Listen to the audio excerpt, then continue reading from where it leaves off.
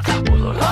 অভদ্র হয়েছি আমি তোমারই প্রেমে, তাই কাছে আসো না, আরো কাছে আসো না, পাশে বসো না, কোনো কথা বলো না। অভদ্র হয়েছি আমি তোমারই প্রেমে, তাই অন্ধ তোমারই প্রেমে শব্দ না খুঁজে পেয়ে একটু অভদ্র মন হতে চাচ্ছে।